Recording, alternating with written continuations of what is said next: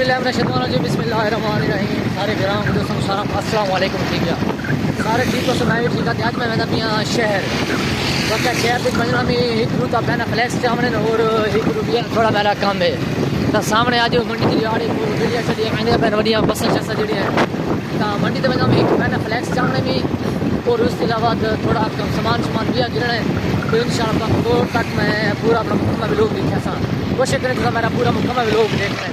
दोस्तों देखा मैं इस टाइम पहुँचा खुदा चौधरी पेंशन लोग आज पूजा भी लोग चौधरी दूध रहे ना तो मैं किराए के दूध के दौर में बाजार आज